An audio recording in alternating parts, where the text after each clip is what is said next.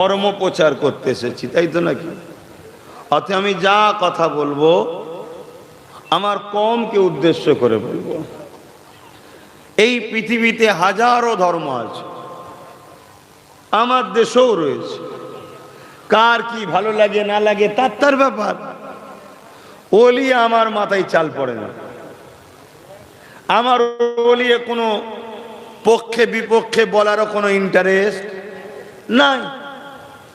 তবে আমি গর্বিত, আমি শুকরিয়া আদায় করি মহান স্রষ্টার, যিনি আমাকে তিনার মনোনীত ইন্নাদ-দীনা ইনদাল্লাহিল ইসলাম, ইসলাম ধর্মের অনুসারী বানিয়েছে। বলি আলহামদুলিল্লাহ। তো ভাইরা আমার, এই মাসটা আসলে মুসলিম দাবিদারদের মধ্যে একটা ফতোয়ার হুড়োহুড়ি চলে। আপনারা সাধারণ মানুষ, ফতোয়ার চোটে দিমাগ খারাপ হয়ে যাচ্ছে। কে আগেকার সময়ে কেউ একটা নতুন ঘর করবে মিলাদ দিত, দোকান করবে মিলাদ দিত, কে মাঠে নতুন চাষ করবে মিলাদ দিত, গাড়ি কিনতো মিলাদ দিত। সব জায়গায় তারা একটু মিলাদ দিয়ে দোয়া খায়ের করে তারপরে কাজ শুরু করত। মৌলী সাহেবদের ফতোয়ার চোটে এসব গুনান বন্ধ হয়ে গেছে। ইয়ং ছেলেরা ওই জন্য মিলাদ টিলাদ আর দেয়নি, বড় বড় ডিজে বক্স লাগিয়ে বাজাচ্ছে। মানে কত উপকার করেছে বুঝতে পারছেন তো সমাজে। তো এই মাস এলে একটা ষড়যন্ত্র চলে। সেই ষড়যন্ত্র হচ্ছে এটা, এক শ্রেণীর মানুষরা মিলাদুন নবীর মাহফিল বা মিলাদুন নবীর বিরোধী করে। চলবে না মিলাদুন নবীর মাহফিল, বেদাত, এটা সেটা। আল্লাহ তাদেরকে হেদায়েত দেন, বলুন আমিন। আবার এক শ্রেণীর লোকেরা এই মিলাদুন নবীর মাসেতে বড় বড় ডিজে বক্স লাগিয়ে বাজনা টাজনা বাজিয়ে রাস্তায় যা হই হই করছে, এটাও এক শ্রেণীর লোক করছে। আল্লাহ তাদেরকেও হিদায়েত দিক, বলুন আল্লাহুম্মা আমিন। তাহলে একদল লোক খুব বাড়াবাড়ি করছে, আবার একদল লোক নিষেধ করে দিচ্ছে। আহলে সুন্নাত ওয়াল জামাতের আকীদার উলামারা কি করে? তারা হুজুরের আলোচনার মাহফিল তৈরি করে। জোরে বলুন সুবহানাল্লাহ। এটা সাহাবা হুজুরদের থেকে প্রমাণিত। এবং আমরা নাম দিই বা এটা প্রচার করা হয় ঈদে মিলাদুন নবীর মাহফিল। এই ঈদ বলা তো আবার অনেক আমাদের মধ্যে সমস্যা আছে। অনেকে বলে ঈদ তো দুটো, কি শোনা যায় তো নাকি? এ আবার একটা ঈদ কোথা থেকে এলো, আমরা কোথা থেকে পাবো রে বাবা? আল্লাহ ও রসুল দিয়েছে তাই আমরা পেয়েছি, নাই কোথায় পাবো? তাদের বক্তব্য ঈদুল ফিতর আর ঈদুল আজহা এই দুটোই হলো ঈদ। আমার ভাইদেরকে বলি, আপনাদের ঈদটা তো আমাদেরও ঈদ, এই দুটো ঈদ তো আমাদেরও নাকি? কিন্তু আমার রসুল পাক সাল্লাল্লাহু আলাইহি সাল্লাম জুম্মার দিনটাকেও ঈদের দিন বলেছেন। জোরে বলুন সুবহানাল্লাহ। এবং রসুল বলেছেন জুম্মার দিনের ঈদ, এই যে দুটো ঈদ বললেন ঈদুল আজহা ঈদুল ফিতর, এই দুটো ঈদের থেকেও বড় ঈদ হলো জুম্মার দিন। জোরে বলুন সুবহানাল্লাহ। যেটা বছরে 52টা হয়, কটা? ঈদ দুটো, ঈদ দুটো না বেশি? জোরে বলুন। এতে একটাতেই শুধু 52 পেচ্ছি। জুম্মা কটা হয়? 52। এবং ওই দুটো ঈদের থেকেও বড় ঈদ জুম্মার ঈদ, জুম্মার দিন। সাহাবা হুজুররা জিজ্ঞেস করলেন, হুজুর কারণ কি? এদিনটা ঈদের দিন কেন? মন দিয়ে শোনো যুবক। আল্লাহ নবী বললেন খুলিকা আদম, এই দিনে আদমকে আল্লাহ সৃষ্টি করেছে। জোরে বলুন সুবহানাল্লাহ। আদমটাকে আলাইহিমুস সালাম আমাদের জোরে বলবেন। আমাদের আব্বাজান, সমস্ত মনুষ্য জাতির আব্বাজান, সে মুসলিম হোক, হিন্দু হোক, আদিবাসী হোক, সাঁওতাল হোক, যেই হোক, মানুষ যে, সেই মানুষের শুরু বাপ আদম, মা হওয়া থেকে। এই সূত্রে হিন্দু, খ্রিস্টান, দলিত, আদিবাসী আমরা সবাই কিন্তু ভাই বোন। এই দিক দিয়ে সবাই আমরা বাপ আদমের ছেলে মেয়ে। কথা বুঝে আসছে তো? যাক, বাপ আদম আলাইহিস সালাম জুম্মার দিনে আল্লাহ সৃষ্টি করেছেন। এজন্য আল্লাহ জুম্মার দিনটাকে কিসের দিন বলছে? ঈদের দিন। আচ্ছা বলুন তো, আমার নবী না হলেন বাপ আদমকে আল্লাহ বানাতেন? একটু হ্যাঁ কি না সারা দেন, একটু সারা দেবে। আমার রাসূল পাক সাল্লাল্লাহু আলাইহি সাল্লামকে আল্লাহ না সৃষ্টি করলে বাপ আদম আলাইহিস সালামকেও আল্লাহ সৃষ্টি করতেন না। তাহলে বাপ আদম আলাইহিস সালামেরও নবী, নবী মুহাম্মদ সাল্লাল্লাহু আলাইহি সাল্লাম যে দিন এসেছে, সেই দিনটা কি ঈদের দিন নয়? এ তো কমন একটা ব্যাপার। এটাই তো আল্লাহ পাকের পরীক্ষা। জান্নাত থেকে খানা এসেছে যেদিন, জান্নাত থেকে দস্তখান এসেছে যেদিন, সেই দিনটা হযরতে ঈসা আলাইহিস সালাম বলছে ওটা আমাদের জন্য ঈদের দিন। কেন? আল্লাহ জান্নাতের খানা এসেছে। জোরে বলুন সুবহানাল্লাহ। যেদিন নূর নবী এসেছে, যার জন্য জান্নাত তৈরি, যার নূর থেকে জান্নাত তৈরি, সেই নবীর আগমনের দিনটা কি ঈদের দিন নয়? এবারে চলে আসুন, আরাফাতের দিনটাও হলো ঈদের দিন। জোরে বলুন সুবহানাল্লাহ। ওই দিনটা হলো বাপ মা, আব্বা আদম আর মা হওয়া যে আরাফার মাঠে এক জায়গায় হয়েছিলেন, সেই ঐক্য, দেখা, একতা, মিলনের দিন, মাঠ আরাফাত, সেই দিনটাও হলো কিসের দিন? ঈদের দিন। এবং আরাফাত দিন 9 জিলহজ আল্লাহ সব থেকে বেশি দোয়া কবুল করে থাকেন। জোরে বলুন সুবহানাল্লাহ। এটা হলো ঈদের দিন। তাহলে ঈদ বাড়ছে না কমছে? আরো অনেক ঈদ আছে। এবারে আসুন আল্লাহ পাকের কি হুকুম দেখি। আল্লাহ পাক কোরআনের মধ্যে জানিয়ে দিলেন, কুল বিফাদলিল্লাহি ওয়া বিরহমাতিহি ফাবিযালিকা ফালিয়াফরাহু। বড় কাফলাম কুল মামানা ফরমাইয়ে নবী পাককে আল্লাহ বলতে বললেন, আমার হাবিব আপনি বলে দিন, বিফাদলিল্লাহি ওয়া বিরহমাতিহি, মানুষ্য জাতি যেন আমার রহমত পেয়ে, আমার ফজল পেয়ে কি করবে? ফাবিযালিকা ফালিয়াফরাহু, তারা যেন খুব খুশি বানায়। আরো জোরে বলুন না সুবহানাল্লাহ। এখানটা দাঁড়ালে হবে না, এই হাওয়াটা তাহলে তোমাদের শরীরের গরম তাপ আনবে। মানুষের শরীরটা গরম আছে, ঠান্ডা হাওয়া আনবে না। আর আমার এই ঠান্ডা গরমে খুব কষ্ট হয়ে যাচ্ছে, ঘেমে যাচ্ছি। আমার কথা শুনছো তো যুবকরা? কেন আমি যতটুকু আল্লাহ জ্ঞান দিয়েছে, দেনেওয়ালা মালিক আল্লাহ, তিনি আমার উপরে যে এহসান করেছেন, যে দয়া করেছেন, যেটুকু জ্ঞান দিয়েছেন, এতটুকু তিনি আমায় বুঝিয়েছেন। আব্বাস, গুনার মাপ আছে, বেঈমানের মাপ নাই। কি বললাম? গুনার একটু বলবেন তো? এখানে একটা হাত তুলে বলুন তো যে কি আমার গুনাহ নেই, কে এমন আছেন বলুন? একটা লোক বলুন যে আমার গুনাহ নেই।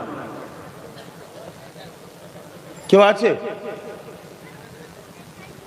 কেউ বলতে পারবে না যে আমার গুনাহ নেই। কিন্তু গুনাহগারের মাপ আছে। এবার দেখুন, গুনাহ আছে, আবার প্রত্যেকেই দেখুন জান্নাত কে যাওয়ার আশা, সবাই বলবে আমি যাব। কেন রে, গুনাহ আছে জান্নাত যাবি কেন? বলছে না, গুনাহগারদের জন্য জান্নাত যাবার দরজা আল্লাহ বন্ধ করেনি, খুলে রেখেছে। জোরে বলুন সুবহানাল্লাহ। কিন্তু বেঈমান যে বেঈমান হয়, যার ঈমান নেই, সে কখনো জান্নাত যেতে পারবে? একটু হ্যাঁ কি না বলেন না। তাই আমি যুবকগুলোকে বুঝাচ্ছি, গুনাহ আমলের সাথে সম্পর্ক, গুনাহ আমলের সাথে সম্পর্ক, কাজের সঙ্গে সম্পর্ক। আর ঈমান নূর নবী, দয়ান নবী, কামলিওয়ালা হাবিবুল্লাহর আদব ও প্রেমের সাথে সম্পর্ক। যদি হুজুরকে না চিনতে পারো,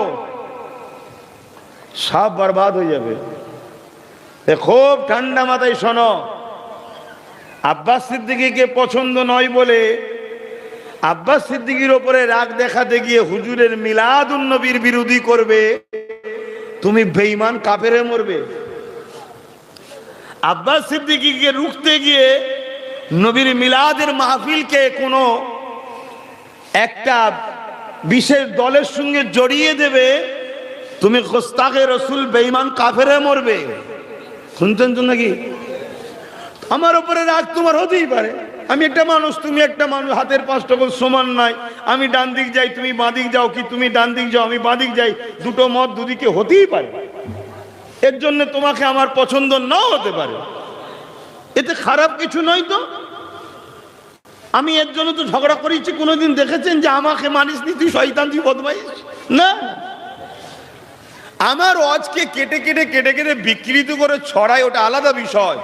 আমি যেখানে যেখানে যা কথা বলেছি, উদ্দেশ্য ছিল রসুলের মাকাম, রসুলের মর্যাদাকে বুঝাবার জন্য বলেছি। কোন কোন জায়গায় বলেছি যে উলামাদের মুখের দিকে তাকিয়ে থাকলে আল্লাহ ছোট ছোট গুনাহগুলো মাফও করে দেয়। জোরে বলুন সুবহানাল্লাহ। এই কথাটা কেন বলেছি? রসুলের গোলামি করে নবীর ওয়ারিস তারা, তাই নবীর ওয়ারিসদের মাকাম আল্লাহ এত দেয়। তাহলে সেই রসুলুল্লাহর জন্য বলেছি যে নবীর গোলামের মুখের দিকে তাকালেও আল্লাহ গুনাহ মাফ করে। তাহলে নবী দেখতে পারলে কি লাভ?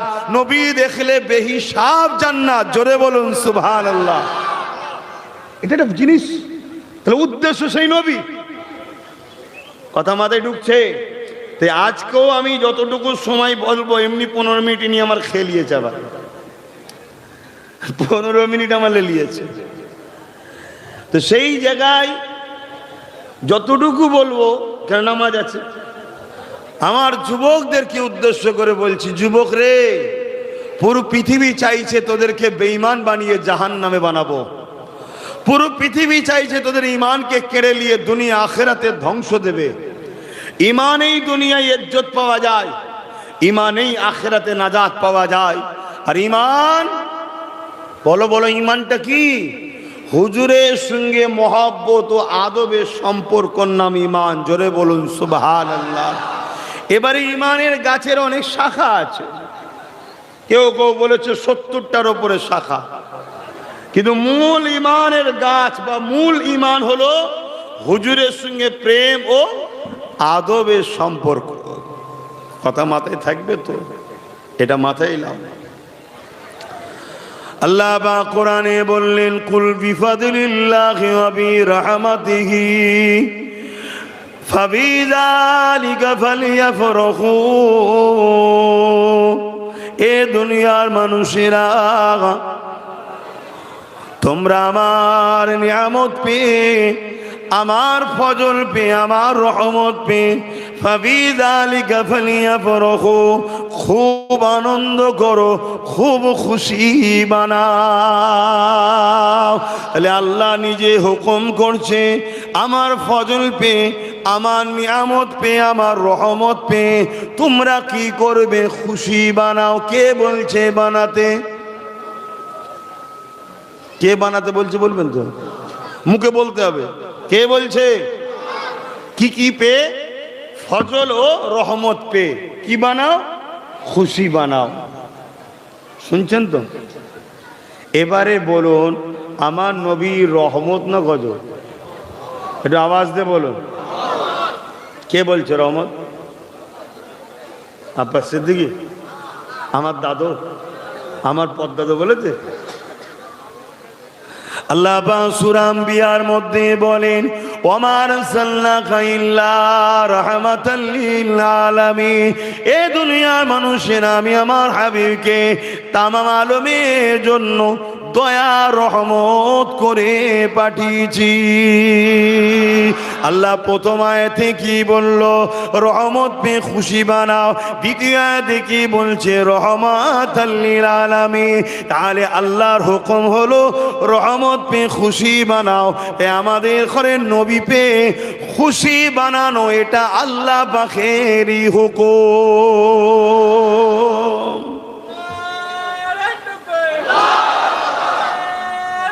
আল্লাহ সারা জীবন যতদিন বাঁচবো নবী পেয়ে তো খুশি তো বানাবোই, ঠিক না বেটি? কিন্তু এই মাসটা এলে রহমত এসেছে, এই রহমতের আগমন নিয়ে আলোচনাটা হয়। জোরে বলুন সুবহানাল্লাহ।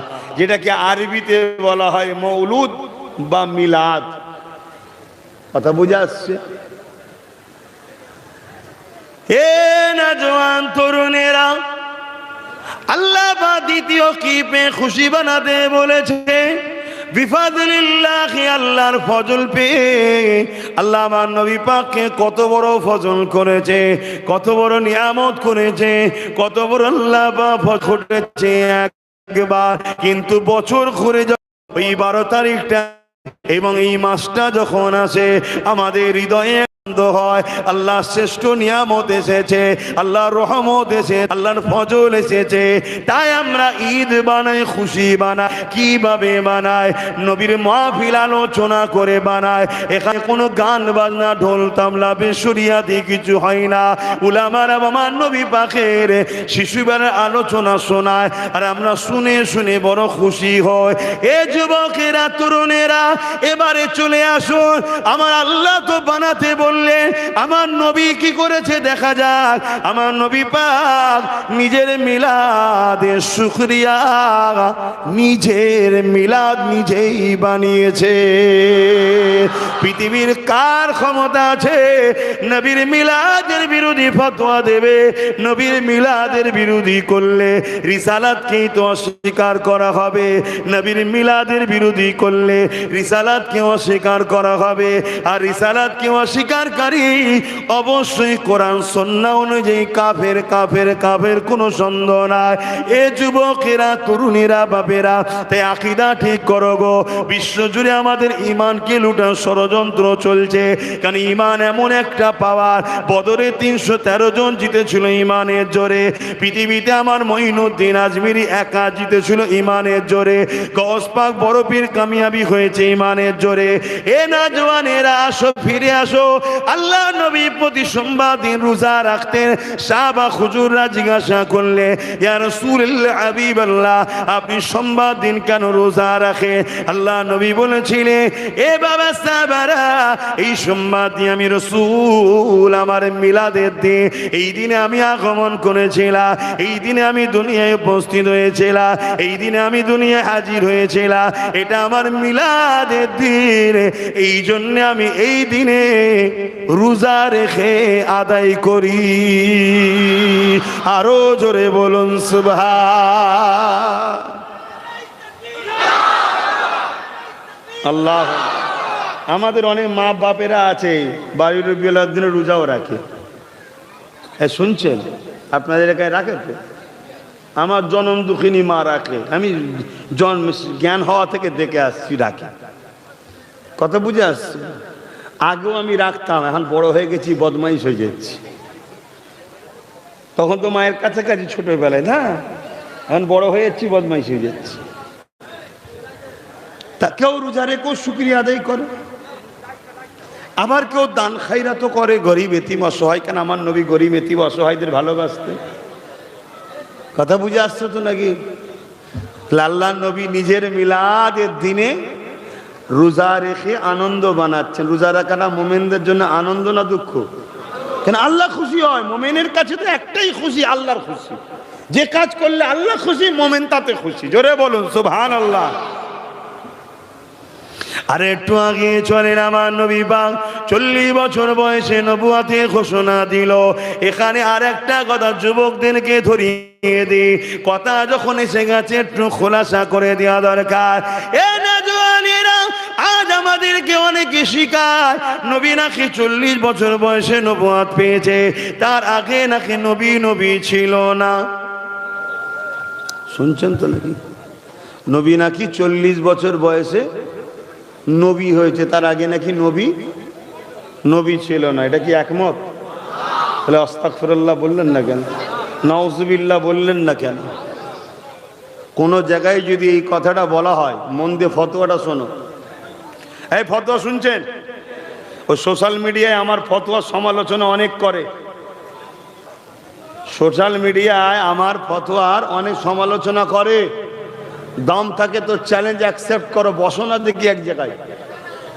ও আম্মা বিনিআমাতি রাব্বিকা ফাহাদ্দিস, আল্লাহ শুকরিয়া আদায় করছি, অহংকার নয়। শুনছেন তো? আচ্ছা বাবা, এটাকে উপর দিকে তুলে দে, আকাশমুখো করে দে। আর ঝগড়া হবে না, কেউ বলার নেই। তাহলে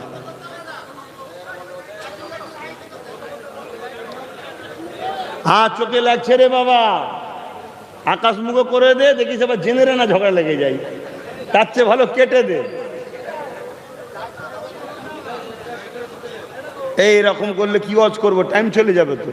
এইদিকে নামাজের ব্যাপার আছে তো। আপনারা এসেছেন আমার নবীর মিলাদের আলোচনা শুনতে তো, না অন্য কিছু শুনতে এসছেন? হুজুরের মিলাদের মাস বেশি এদিক উদিক যেতে চাইছি না, মাসটা কেটে যায়, তারপরে শয়তানদের ধুলাই হবে খুন। কথা বুঝছেন না? বোঝেন না? অনেক আবার আমাদের মুসলিম সেজে মুনাফেক আছে, তারা বলে আমি সব জলসার মাহফিল, সব কথা কেন? জুলুমকে খতম করা ইসলামে ফরজ, জোরে বলুন সুবহানাল্লাহ। আর জুলুমের সাথ দেয়া ইসলামে হারাম। জুলুমকে দেখে যারা চুপ থাকে তারা কিয়ামতের দিন বুবা শয়তান হয়ে জাহান্নামে যাবে। শুনছেন?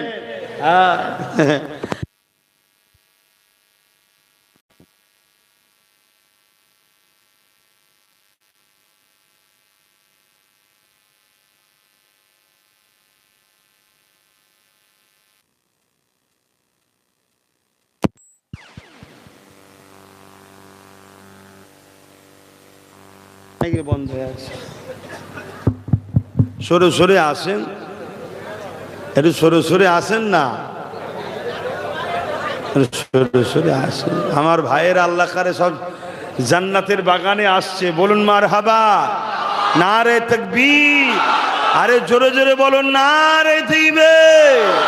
কোরআন ও সুন্নাহ, কোরআন ও সুন্নাহ, আহলে সুন্নাত আল জামাআত, ঈদে মিলাদুন নবীর মাহফিল, ঈদে মিলাদুন নবীর মাহফিল, सरकार की आमद, हुजूर की आमद, नूर की आमद, शफाअत की आमद, हबीबुल्लाह की आमद, नारी दिबे सैयदी ओ मुर्शिदी, बोलून या नबी सैयदी ओ मुर्शिदी। आरो जुनूনের সাথে বলো, দিল খুলে বলো, সৈয়দি ও মুর্শিদি। অর্থাৎ আমাদের সরদারকে ইয়া নবী, ইয়া নবী। আমাদের পথ প্রদর্শককে ইয়া নবী, ইয়া নবী। নবী ছাড়া তো দ্বিতীয় কেউ নয়। যত ইমাম, মুফতি, মৌলানা, আলেম, ফুকাহা যারা এসেছে সবাই তো নবীর সাথেই জুড়েছে রে বাবা। মূল তো নবী, আর নবীকে মূল বানাইয়েছেন কে? আল্লাহ।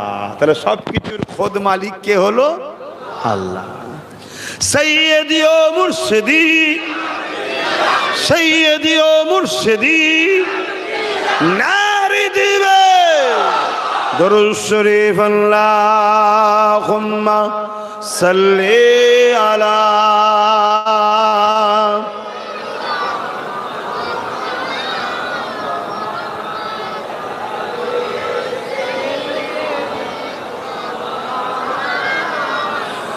फलक के नजारों ज़मीं के बहारों फलक के नज़ारों ज़मीं के बहारों खुशी सब मनाओ हुजूर आ गए हैं हुजूर आ गए हैं हुजूर आ गए हैं हुजूर आ गए हैं हुजूर आ गए हैं उठो गम के मारो चलो बेसहारो खबर ए सुनाओ हुजूर आ गए हैं हुजूर आ गए हैं हुजूर आ गए हैं हुजूर आ गए हैं हुजूर आ गए हैं अनोखा निराला उजी सानाया अनोखा निराला उजी सानाया सारे नबियों का सुल्तान आया আমার নবী সমস্ত নবীদেরও সুলতান জোরে বলুন সুবহানাল্লাহ এই শান এই মাকাম আমার নবীকে দিচ্ছেন কে তাহলে আল্লাহ যদি দেয় আর আমরা যদি না মানি মূলত নবীর বিরোধী করলাম না আল্লাহ এই জোরে বলেন হ্যাঁ খুব সাবধান লা ইলাহা ইল্লাল্লাহ নেই কোনো ইলাহা আল্লাহ ছাড়া अल्लाह के सिवा दूसरा कोई माबूद ही नहीं यदि केउ ला इलाहा इल्लल्लाह अस्वीकार करे से कार विरोधी करलो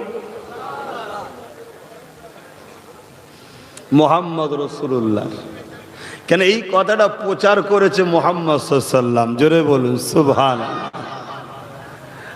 আর মুহাম্মদ রাসূলুল্লাহ এটা কোরআনের কথা আছে তো নাকি মুহাম্মদ রাসূলুল্লাহ মুহাম্মদ আল্লাহর রাসূল এই কথাটা কে বলছে আল্লাহ তাহলে মুহাম্মদ রাসূলুল্লাহ যদি বিরোধী করে কার বিরোধী করলো আল্লাহর কথার বিরোধী করলো খুব ভালো করে বুঝবেন অবশ্যই লা ইলাহা ইল্লাল্লাহকে অস্বীকার করা মানে তাওহীদকে অস্বীকার করলো কিন্তু প্রচারটা কে করেছে আমার নবী অর্থাৎ নবীর কথাকে অমান্য করলো আর মুহাম্মদ রাসূলুল্লাহর প্রচারটা কে করছে তাহলে মুহাম্মদ রাসূলুল্লাহকে অস্বীকার করলে আল্লাহর কথাকে অস্বীকার করা হবে দেখুন আল্লাহ তার হাবিবকে কিভাবে আপন করেছে কিভাবে মাকাম দিচ্ছে কোনো বুঝুন বাপেরা নওজওয়ানেরা চলে আসেন আল্লাহ নবী 40 বছর বয়সে নবুয়তের এলান করেছে এই জায়গায় আমি একটা কথা আপনাদেরকে বুঝাতে চাইছি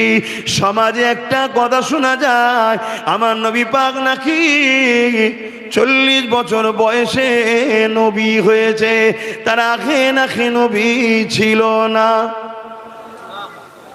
কি বলতে হয় যদি এটা বিশ্বাস হয় সুবহানাল্লাহ নবী কি 40 বছর আগে নবী ছিল না ছিল না তাহলে আমাদেরকে কিভাবে কুফরি করছে খুব মন দিয়ে শোনেন এই কথাটা ধরুন কেউ আলোচনা করছে যে নবী 40 বছর বয়সে নবী হয়েছে তার আগে নবী হয় না যদি কেউ চুপ করে ওই মাহফিলে বসে কথা তার ঈমান থাকবে কথা বুঝে আসছে কিন্তু হুজুরের বিরুদ্ধে কথা হলে থাকলে হবে না প্রতিবাদ করতে হবে প্রয়োজন হয় ঝাঁপিয়ে পড়তে হবে প্রয়োজন হয় নবীর মাকামটা কোন লেভেলে আমরা তো ভুলে গেছি আমার দান হয়েছে মনে রাখবে আব্বাস সিদ্দিকীর উপরে টার্গেটের পিছনে অনেক বড় কারণ হলো আমি হুজুরকে এলে মানুষের কাছে চিনাতে চাইছি এটা হলো মূল টার্গেট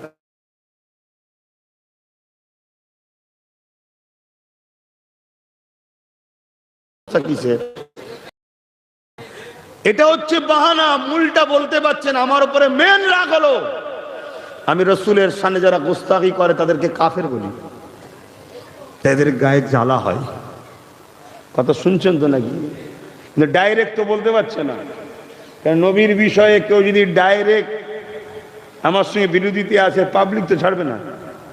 অন্য বিষয়টা জুড়ে দিয়ে আব্বাসকে অপমান কর, অন্য বিষয়টা জুড়ে দিয়ে ওকে গালিগালাজ কর, অন্য ইস্যুতে রাগ মিটিয়ে এলে। কথা বুঝে আসছে? আমার যদি 100টা জলসা আপনারা শুনে থাকেন, আমার বিশ্বাস 85 থেকে 90টা জলসায় আমি নবীর কথা মানুষকে শোনা। চুল যার মধ্যে আছে সে আজ যদি তার ডালপালা পাতা ফলমূল নাও থাকে, কাল গজিয়ে যাবে। কেন? রসুল হলো গাছের মূল, ঈমান। আর নবী নেই, ডালপালা যতই থাকুক জনমের মতো শুকাবে, সারা জনমের মতোই শেষ, আর কোনোদিন তাকে পাওয়া যাবে না। আর এই ডালপালা কোনো হলো নামাজ, রোজা, হজ, যাকাত, দাড়ি, টুপি। সেই আদব আমাদের কই? সেই মহব্বত আমাদের কই? সেই পিয়ার কই? দু বন্ধু শুধু কথা বলছিল, দু বন্ধুতে কথা বলছে। কথা বলতে বলতে এক বন্ধু বলছে, আজকে আমি কদু খেয়ে এসেছি। কদু বোঝেন তো আপনারা? কি বলেন? জাগলাও বলেন, বলবেন, কদুও বলবেন, মাঝে মাঝে মাঝে মাঝে বলে নেবেন কদু। তাহলে দু বন্ধুতে কথা হচ্ছে।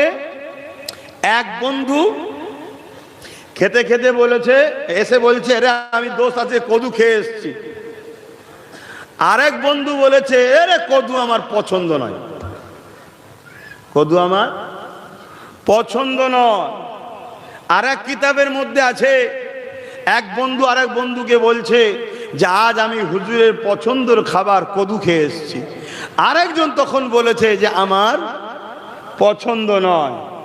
ওখানে তৃতীয় আরেকজন ছিলেন, তিনি অস্ত্র বার করে ফেলেছে।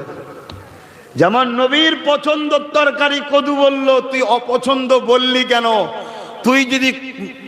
তোকে কতল করা ফরজ হয়ে গেছে, তোকে কতল করতে হবে। এই ফতোয়া তৎকালীন সময়ের ইমামের কাছে গেছে। ইমামও ফতোয়া দিয়েছে, ও যদি কলেমা রদ্দ কবুর করে তওবা না করে, ওকে কতল করা ফরজ হয়ে গেছে। ভাবতে পারছেন আমার নবীর মাকামটা? আরে আমার পছন্দ তো নাও হতে পারে না, হুজুরের পছন্দ বলেছে, ওখানে আর কোনো কথা। আমার নবী চিনতে পারছেন তো আব্বারা?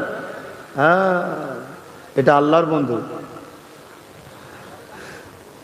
আমার নবী পাক তাহলে কবে থেকে নবী বাবা আদম আলাইহিস সালাম পানি কাদার সঙ্গে যখন মিলেছিলেন, তারও হাজারো হাজারো হাজারো হাজারো সাল আগে আমার নবী আল্লাহ পাকের কুদরতি কাছে নবী ছিলেন। এই যুবকেরা, তরুণীরা, বাপেরা, লৌহে মাহফুজে কোরআন রক্ষিত রয়েছে। ওই কোরআন রোজার মাসে কদরের রাত্রিরে ধারাবাহিকভাবে ওই কোরআনকে আল্লাহ পাক নাযিল করেছে। ওই যে লৌহে মাহফুজে কোরআন রয়েছে, ওই কোরআনকে আল্লাহ পাক লিপিবদ্ধ করে রেখেছে। ওই কোরআন তখন আল্লাহ পাক লিপিবদ্ধ করেছে যখন আসমান ছিল না, আর জমিন ছিল না, ফেরেশতা ছিল না, কুল কোনো কিছুই ছিল না, আদম থেকে শুরু করে কোনো মানব দানব কেউ ছিল না। তখন আল্লাহ পাক ওই কোরআনকে লিপিবদ্ধ করে রেখেছে। ওই কোরআনের মধ্যে একটা সূরা, যে সূরাটার নাম হলো ইয়াসিন। ইয়াসিন ওয়াল কুরআনিল হাকিম ইন্নাকা লামিনাল মুরসালিন। ইয়াসিন এই নামটা কার? এই নামটা হলো আমার রাসূলুল্লাহর নাম। ইয়াসিন ওয়াল কুরআনিল হাকিম ইন্নাকা লামিনাল মুরসালিন। এই আমার ইয়াসিন, কোরআন বিজ্ঞানময় কোরআনের কসম, আমি অবশ্যই আপনাকে রাসূল বানিয়েছি। এ যুবকেরা, তখনও নবী আল্লাহ পাকে কুদরতি কাছে ছিলেন। আর একটা আলোচনা করে যায়, হযরতে জিবরাইল আলাইহিস সালাম আল্লাহ নবী দরবারে চলে আসলে আল্লাহ নবীকে নবী পাক জিজ্ঞাসা করতে লাগলো, ও হযরতে জিবরাইল, তোমার বয়স কত? হযরতে জিবরাইল বলতে লাগলে, ইয়া রাসূলুল্লাহ, হাবিবাল্লাহ, আমি এক ঘটনা আপনাকে শোনাই, এই ঘটনা দিয়ে আপনি আমার বয়সকে আনুমানিক করে নেবেন, আমার বয়সটা আপনি গণনা করে নেবেন, ধরে নেবেন তোমার বয়সটা কত। এ যুবকেরা, তরুণীরা, বাপেরা, হযরতে জিবরাইল আলাইহিস সালাম এইভাবে বলতে লাগলে, ইয়া রাসূলুল্লাহ, হাবিবাল্লাহ, আল্লাহ যখন আমাকে সৃষ্টি করেছে তখন ইসরাফিল, মিকাইল, আজরাইল কেউ তৈরি হয়নি। কোন জমিন, আসমান, পাহাড়, পর্বত, নদী, নাদা, সাগর, চাঁদ, সূর্য কিছুই আল্লাহ পাক বানায়নি। আমি মাথাটা তুলে দেখি আল্লাহ পাকের আরশ আজিমের নিচে একটা নূরের পর্দাতে একটা তারার চমক দেখতে পাই।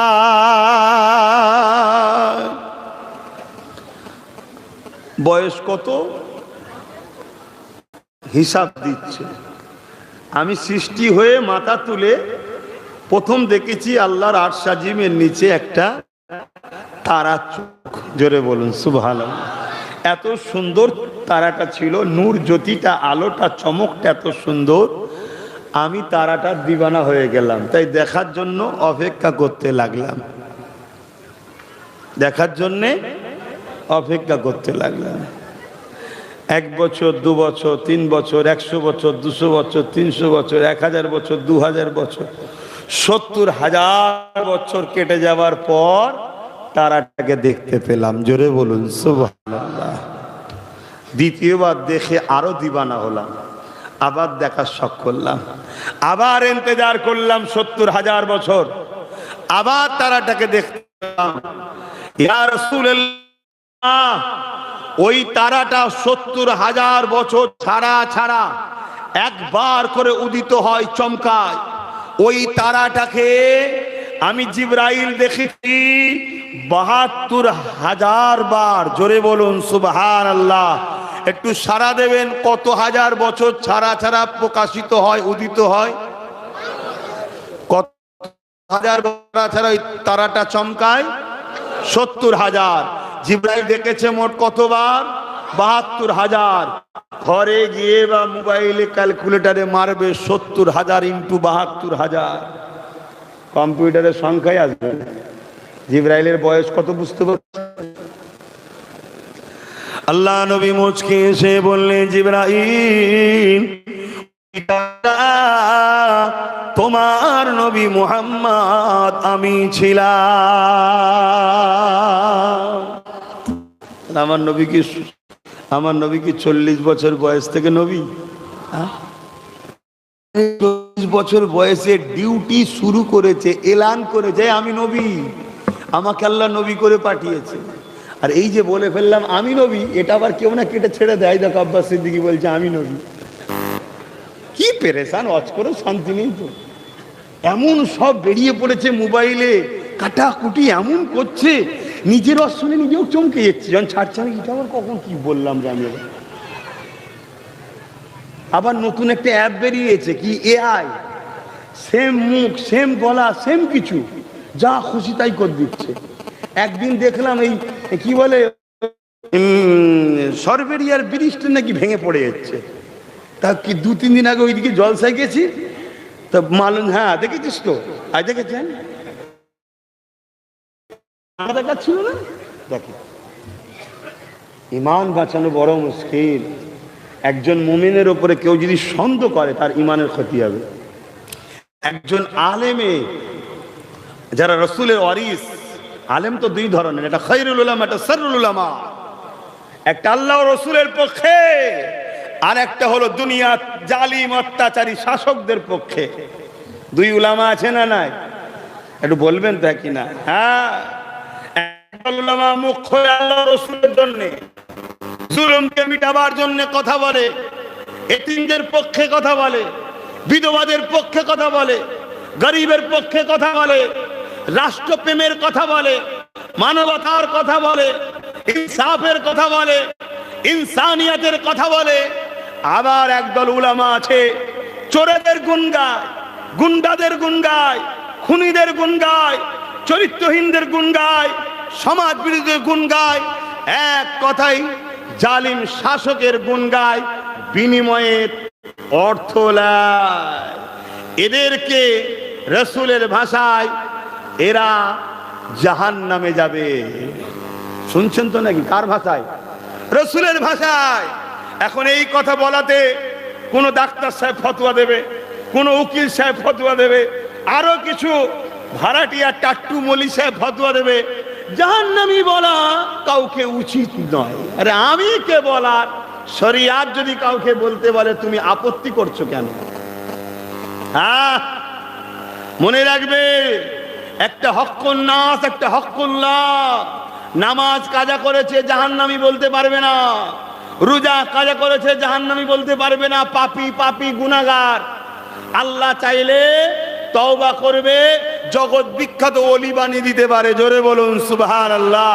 কিন্তু হক্কুন নাস এতিমের মাল ঝেড়েছে, গরিবের ঝেড়েছে, বিধবার ঝেড়েছে, অসহায় ঝেড়েছে, বর্ষার তেরপল চুরি করেছে, চাল চুরি করেছে, ঘর চুরি করেছে।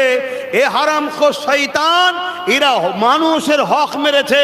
আল্লাহ বলছে এদেরকে আমি মাফ করব না যতক্ষণ পর্যন্ত না যাদের ঝেড়েছে তারা না মাফ করে। যদি 100টা টাকা 100 কোটির লোকের হয়, 100 টাকা ঝাললে 100 কোটি লোকের কাছে ক্ষমা চাইতে হবে। তে হারামখোরগুলো চাইবে কখন? এজন্য রসুল বলেছে জালিমদের ঠিকানা জাহান্নামে। এবং রসুল বলেছে জাহান্নামীদের ঘরে যখন জাহান্নামে দেওয়া হবে তাদের এই চেহারা থেকে বিকৃত করে দেবে। এবং কোরআন বলছে তাদেরকে উলাইকা কাল আনাম, তারা হলো চতুষ্পদ জন্তুর নয়, বালহুম আদাল, তার থেকেও নিকৃষ্ট, তার থেকেও নিকৃষ্ট। তার মানে শূকর খিঞ্জিরের থেকেও খারাপ। কথা শুনছেন তো নাকি? অতএব বাপ, গরিবের উপরে অত্যাচার জুলুম করো না, আর যদি কেউ করে তার সাথে সাথ দিও না। এটা বহুত বড় পাপ। এটা হক্কুন নাস, এটা হক্কুন নাস, বান্দার হক, বান্দার হক। অতএব বাপ ভাইয়ের আমার, রাসূল পাক সাল্লাল্লাহু আলাইহি সাল্লামের সঙ্গে কেউ যদি গুস্তাখি করে তার কোনো নাজাত নাই, তার মাপ নাই। এবং আল্লাহ বলেছেন তোরা যদি আমার সঙ্গে কিছু করিস, আমার ইবাদত বা আমার বিষয়ে তুই যদি ভুল বলেও ফেলিস, বিয়াদবিও করে ফেলিস, আমার কাছে কাঁদবি, তওবা করবি, কলেমা রদ্দ কফুর পড়বি, আমি আল্লাহ তাদেরকে মাফ করে দেবো। জোরে বলুন সুবহানাল্লাহ। আর আমার হাবিবের সানে কেউ যদি গোস্তাখি করে আমি আল্লাহ তাকে মাফের রাস্তা দেখাবো না। তা আল্লাহ যদি হিদায়ত না দেয় কেউ হিদায়ত হতে পারবে? তা আল্লাহ বলছে তাকে আমি রাস্তা দেখাবো না। মানুষ ভুল করার পরে তার মধ্যে অনুশোচন তো আল্লাহই দেয়, যে না এটা ভুল হয়ে গেছে, রে তওবা করে লে। আল্লাহ বলছে ওই সুযোগটাই ওকে দেবো না, কেন আমার বন্ধুর বিরুদ্ধে গেছে, অতএব ওকে আমি আমার জাহান্নামে দেব। শুনছেন তো নাকি? হ্যাঁ, বিদেশে পড়লেই যে বড় আল্লামা হয়ে যায়, বড় লকআপ থাকলেই বড় আল্লামা হয়ে যায়, আর লোক বেশি হলেই যে বড় পীর সাহেব হয়ে যায়, এমনটা ঠিক ব্যাপার নয়। ব্যাপারটা হচ্ছে উলামা নবীর পক্ষে কি বলছে দেখো, নবীর শানে তার আদবটা কি আছে দেখো, নবী লিয়ে তার আকীদা কি আছে দেখো, নবী লিয়ে তার মাকাম, নবীর মাকাম লিয়ে তার হৃদয়ে কি, তার ভাষাতে কি বেরোচ্ছে দেখো। শুনছেন তো নাকি? হ্যাঁ, যদি বড় আলেম বলো, তাহলে ইবলিস শয়তান কি ছোটখাটো ছিল নাকি?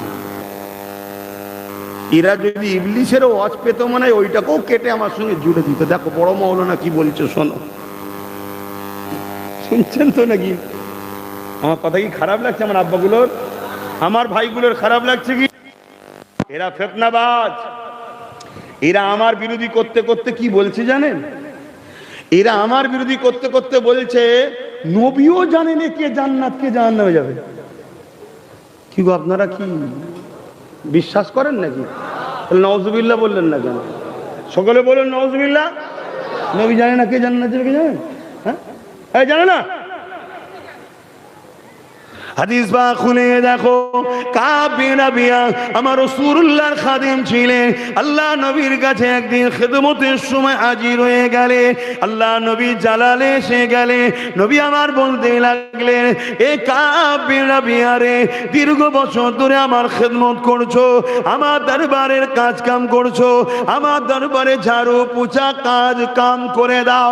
এ কাব বিন রাবিয়া, কোনো দিনের জন্য তুমি আমার কাছে কিছু চাইলে না।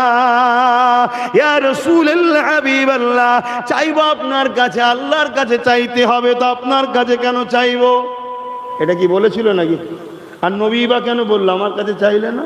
চাইতে তো আল্লাহর কাছে হয়। কি আজীব আজীব সব মাওলানা বেরিয়েছে। হ্যাঁ, শুধু একটাই কাজ, কাফের বানাও, বেঈমান বানাও। কারণ ঈমান যদি থাকে, পুরো পৃথিবীর সুপার পাওয়ার এক হয়ে গিয়েও এদেরকে মিটাতে পারবে না। পারমাণবিক শক্তি থাকলেও ঈমানের মোকাবেলায় কখনো বিজয় হতে পারে না। ঈমানের পাওয়ার এমন একটা পাওয়ার, 850 বছর আগে চলে গেছে বাগদাদের সুলতান গৌসুল আজম বড় পীর, 850 বছর আগে চলে গেছে। কিন্তু ঈমানের পাওয়ার এমন একটা পাওয়ার, আমেরিকা আকাশপথে হাজারো মিসাইল ফেটেছে, একটাও বাগদাদে ফাটেনি। কেন? এখানে ঈমানের পাওয়ার ওলা নবীর গোলাম গৌসুল আজম রয়েছে। জোরে বলুন সুবহানাল্লাহ। খেয়াল করে দেখুন, ঈমানের পাওয়ার এমন একটা পাওয়ার, 800 বছর আগে চলে গেছে।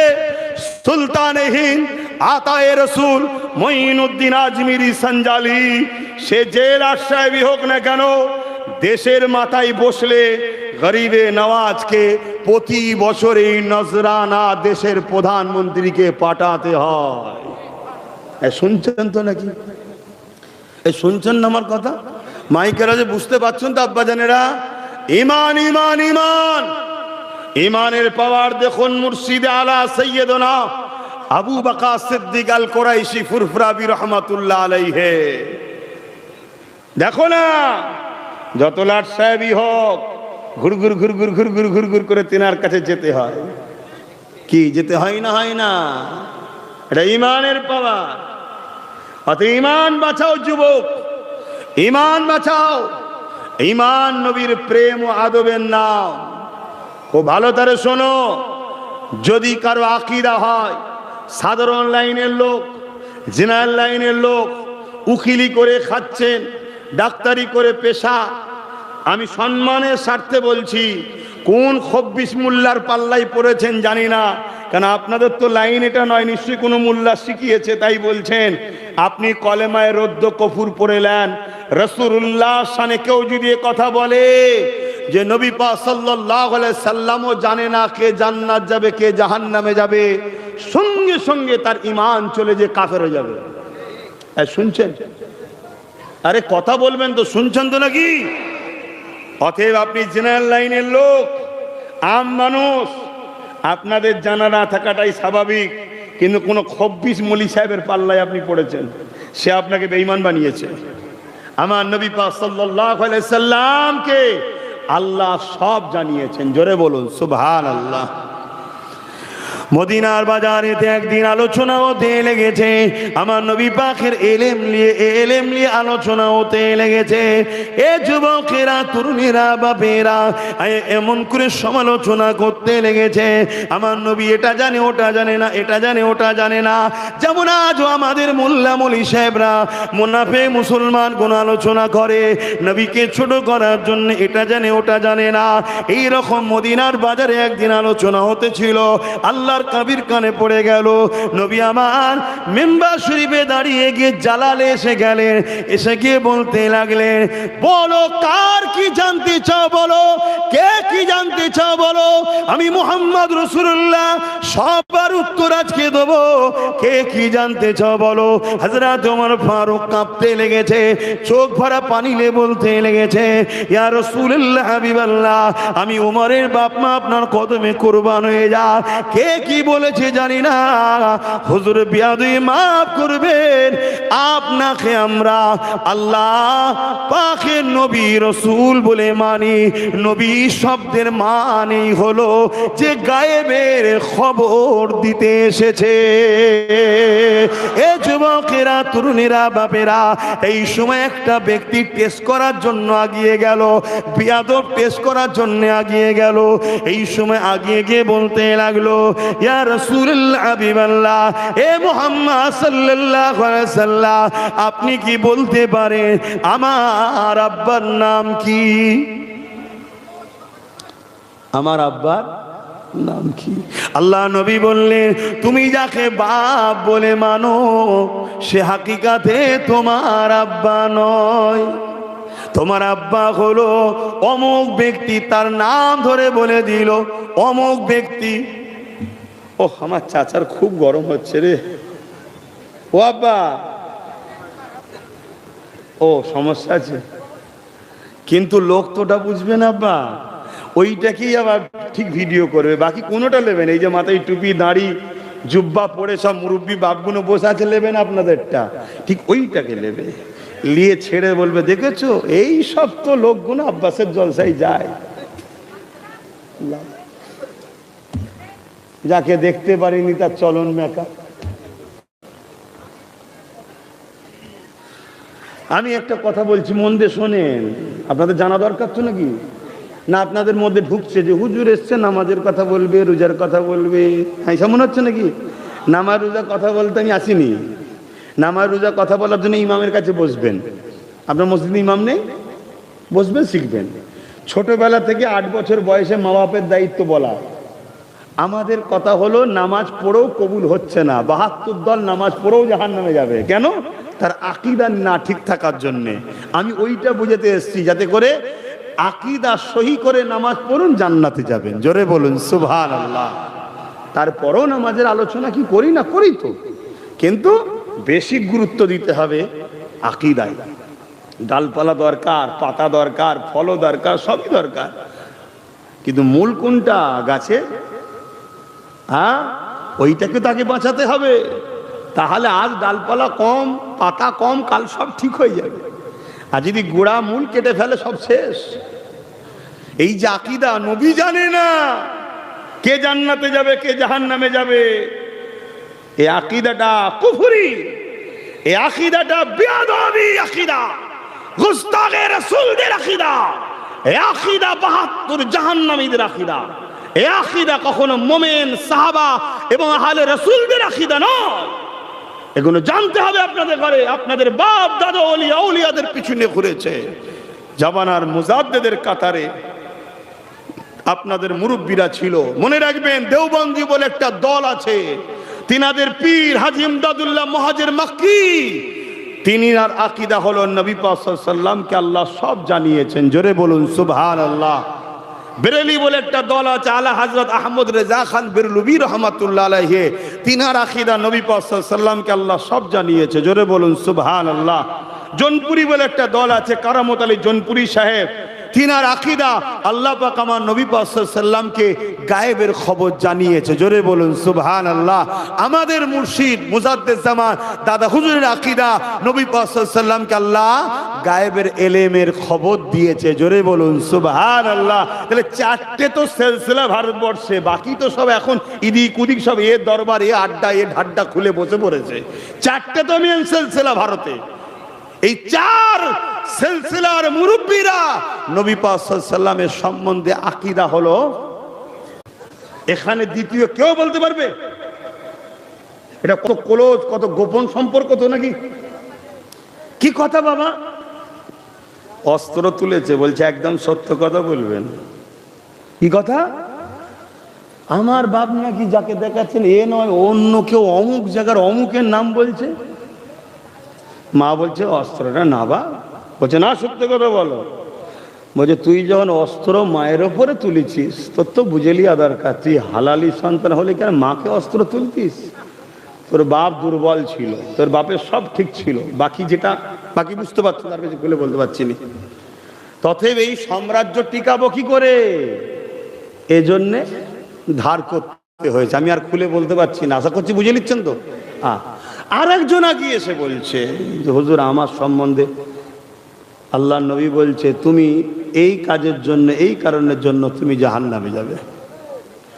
আরেকটা ওকে আপনাদেরকে শোনাই।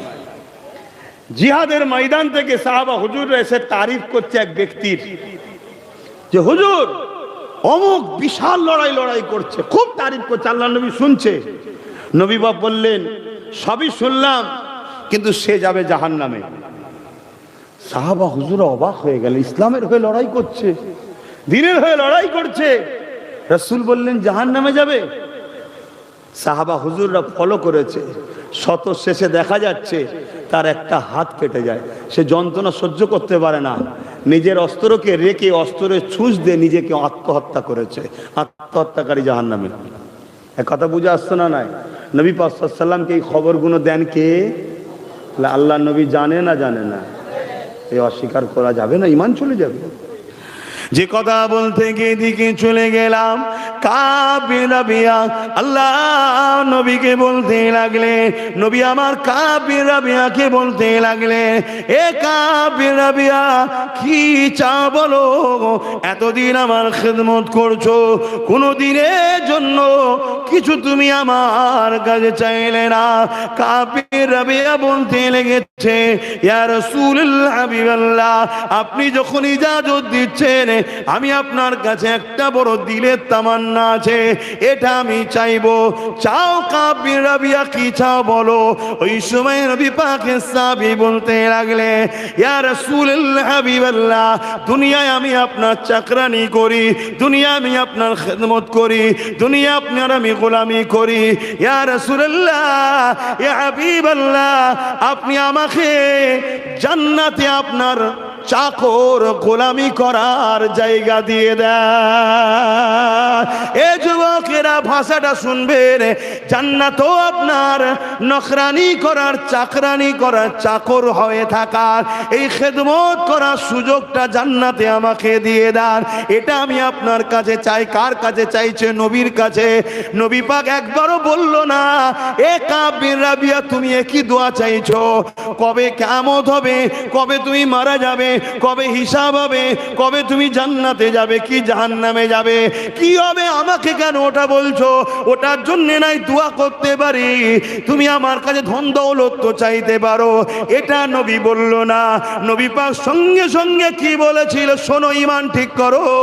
নবী বলেছিলেন, যা কাবির রাবিয়া, তোকে জান্নাতে আমার নখরানি করার পারমিশন দিয়ে দিলাম। আরো জোরে বলুন সুবহান। আকীদা ঠিক করো, হাদিস এটা।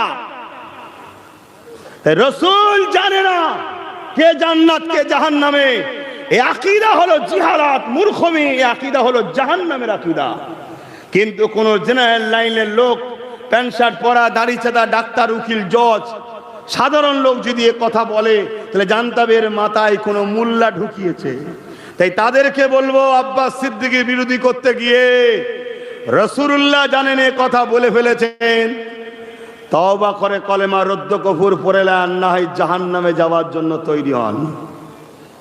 সব দাদাগিরি ঠান্ডা হয়ে যাবে যখন মিনহা খালাকনাকুম ওয়া ফিহা নুঈদুকুম ওয়া মিনহা নুখরিজুকুম তাহারাতান উখরা বলে কবরে দিয়ে আসবে, তখন সব ঠান্ডা হয়ে যাবে। আর মুস্তাফার গোলামরা শুনে রেখে দাও, তোমাদের চিন্তা নাই যদি সত্যি নবীর গোলাম হও, ইনশাআল্লাহ আব্বাস সিদ্দিকও চিন্তা করে না, ইনশাআল্লাহ হুজুরের গোলামির আশায় বসে আছি, গোলামির বরকতে কামিয়াবি পাবো আশায় বসে আছি। মনে রাখবে, কবরে যখনই দেওয়া হবে কামলিওয়ালা তখন হাজির হয়ে যাবে। জোরে বলুন সুবহানাল্লাহ, আরো জোরে বলুন সুবহানাল্লাহ। মনে রাখবে, কবর তিনটে প্রশ্নের জায়গা। ইমাম বুখারী মুসলিম বলছে একটা প্রশ্নের জায়গা, সেটা হুজুরকে দেখিয়ে বলা হবে, ইনি হলেন মুহাম্মদ সাল্লাল্লাহু আলাইহি ওয়াসাল্লাম, ইনার সম্বন্ধে তোমার আকীদা কি ছিল বলো। তোমার আকীদা যদি হয় রাসূল উনি কে জান্নাতে কে জাহান্নামে যাবে জানতেন না, তাহলে এই আকীদা তোমাকে কি জাহান্নামে নিয়ে যাবে না, ফারিস্তা ধরবে না? এটা তোমার আকীদা? হ্যাঁ, আল্লাহ কোরআনে বলছে, আমি আমার হাবিবকে সমস্ত জ্ঞান যা জানতো না সব জানিয়েছি। জোরে বলুন সুবহানাল্লাহ।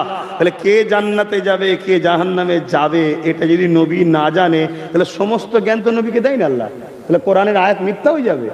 তাই শুনছেন তো নাকি? আমি সব জায়গায় পটাপট দলিল আগে দিয়ে দিই না। কেন দিই না? দলিল কি করতে দিয়ে যাবো? হুজুরের প্রেমের কথা আলোচনা হবে, হুজুরের পক্ষে আর অত দলিল কিসের দরকার? হ্যাঁ, কোনো জায়গায় যদি কেউ ইখতিলাফে আসে তখন বসো না, অবশ্যই দলিল দেওয়া হবে। এত কষ্টের জিনিস যাকে তাকে খুলে দেখিয়ে দেবে নাকি?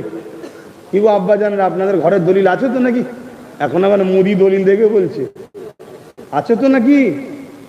হ্যাঁ কি না বলবেন তো, যে সে দেখতে চাইলে তো দেবেন নাকি? হ্যাঁ, দেশের প্রধানমন্ত্রী ঠিক আছে, সম্মানের জায়গায় সম্মান, রাজ্যের সিএম সম্মানের জায়গায় সম্মান, পাগলামি করবে, উল্টো পাল্টা বকবে, মেনে নিতে হবে নাকি? হ্যাঁ, যখন তখন বললে কই দলিল দেখারি, কি কথা? যখন তখন তোমার দলিলটা দেখি তো, আমাদের অধিকার আছে না? না, তুমি কোথা থেকে এসছো দেখতে হবে না? হ্যাঁ, তাহলে আমরা সেই লোক যেখানে সেখানে দলিল খুলে বার করে বসে থাকিনি, আমার আছে আমার আছে। চলো না কোর্টে, চলো দলিল দেখাবো। কি এটাই তো বলি নাকি? কোর্টে চলো, দলিল দেখাবো। বাপেরা নওজওয়ানেরা আসেন, আমার নবী পাককে আল্লাহ পাক কত মাকাম দিয়েছে, আমার নবী পাককে আল্লাহ কত শানওয়ালা করেছে। আসুন আমার নবী পাকের একটা মিলাদের আলোচনা করে যায়। আমার নবীর মিলাদের কি ঘটনা ঘটেছিল আম্মা আমিনা বলতে লেগেছে, আমার রেহেম মোবারকে আমার মুহাম্মদ রাসূলুল্লাহ যখন চলে এলো, আমি আমিনা আমার শরীরে খুশবু বেরোতে লেগেছে। আমি আমিনা এই খুশবু কোথা থেকে আসতে লেগেছে, আমিও নিজে চিন্তিত হয়ে গেলাম। আস্তে আস্তে খুশবু বাড়তে লেগেছে, খুশবু বাড়তে লেগেছে। এ যুবকেরা, তরুণেরা, এই চর্চা পুরো মক্কার অলিতে গলিতে ছড়াতে লেগেছে। আমি নাকি খুশবু মাকে, খুশবু পাই কোথায়? এই খুশবু তো মক্কায় পাওয়া যায় না। রাসূলুল্লাহ দাদা আব্দুল মুতালিব হুজুরের কানে খবর চলে গেল। আব্দুল মুতালিবও বলতে লেগেছে, আমি বিভিন্ন দেশে যা। আব্দুল মুতালিব ছিলেন মক্কা সম্রাট, মক্কা সুলতান, মক্কার নেতা। তাই মক্কার নেতা হিসাবে অন্য অন্য জায়গার নেতাদের সঙ্গে বিভিন্ন মিটিং টিটিং হতো। ভিআইপির সঙ্গে বসবে, ভিআইপিরা দামি দামি আতর মাখবে। আমি আমল করে আব্দুল মুতালিব বিভিন্ন জায়গায় যায়, আমি এই খুশবু কোনো দিন পাই না। এই রাসূলুল্লাহ দাদা জান দাদি জানকে ডাকলেন, তেনারা মারে মারে জানি তুই বড় কঠিন। আব্দুল্লাহর সিনা থেকে নূরে মুহাম্মদ আমার পেটে চলে এসেছে। ওই বাচ্চা যেদিন আমার গর্ভ মোবারকের সেই দিন থেকে আমার শরীরে খুশবু ছড়াচ্ছে। অর্থাৎ এই খুশবু আমি না নয়, এই খুশবু হলো যিনি পেটের মধ্যে রয়েছে তিনার খুশবু। আরো জোরে বলো নারে তাকবীর। সেই নবীকে পেয়ে আমরা খুশি নয়? কথা বলো। বাপের জন্য মারপিট হয়, মায়ের জন্য মারপিট হয়, জমি জায়গার জন্য মারপিট হয়, নিজের জন্য মারপিট হয়, দুনিয়ার চোর বেঈমান নেতা ডাকাত খুনিদের জন্য মারপিট হয়। যে মারপিট গুলো করা হারাম ইসলামে, সেই মারপিটও হয়।